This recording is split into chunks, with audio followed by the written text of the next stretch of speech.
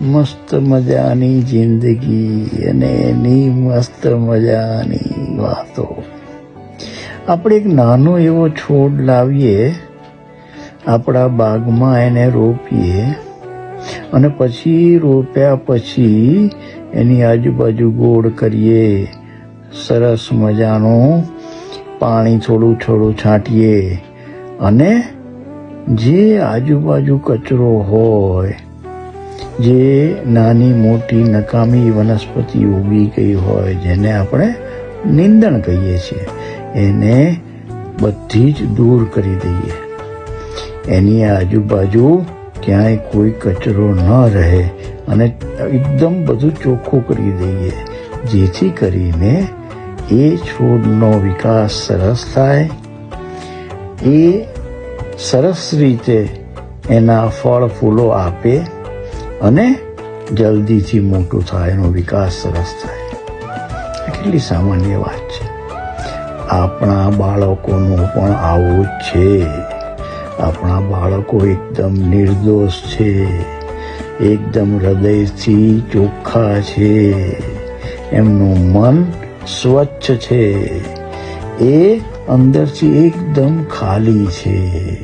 હવે એમની આજુબાજુનું વાતાવરણ, એમનો સરસ વિકાસ થાય એના માટે સરસ રીતે આપણી જે કોઈ પણ શારીરિક, માનસિક, આર્થિક જે કંઈ પણ નબળી હોય, જે કંઈ પણ તકલીફો હોય, એ પેલા બાળકની હાજરીમાં ક્યારેય જણાવવી જોઈએ નહીં.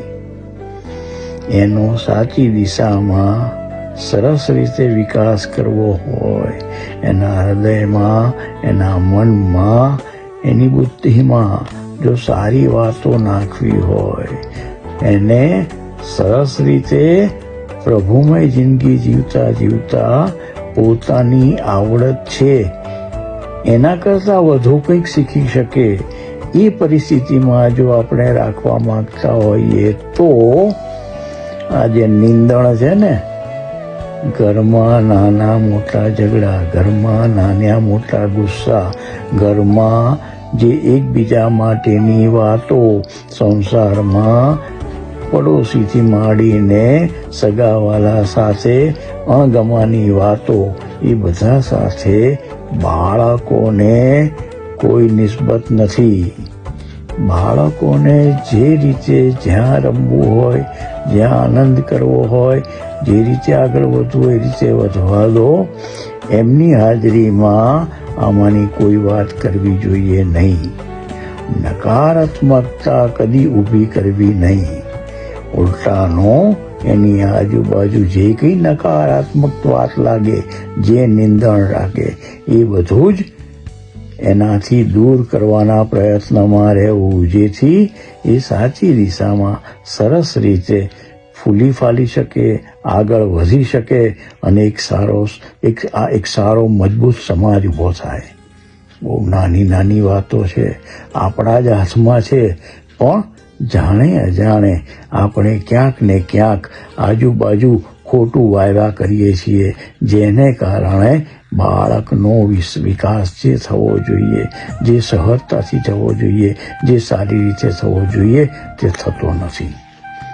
આ દરેક વ્યક્તિએ આ વાતને ધ્યાનમાં રાખીને જો બચ્ચાઓને ઉછેરવામાં આવે તો પછી એટલો બધો આનંદ થશે કે વાહ, અરે વાહ, તો આની તાકાત આ છે તો ખબર જ નહોતી. આટલી બધી તકલીફો વચ્ચે પણ બચ્ચું સરસ રીતે ઉછરે છે. પણ જો આ બધું નિંદણ ખસેડી દઈએ, નકારાત્મક વાતો ખસેડી દઈએ, તો એક પ્રભાવશાળી વ્યક્તિત્વ બહાર આવશે. હરિ ઓમ.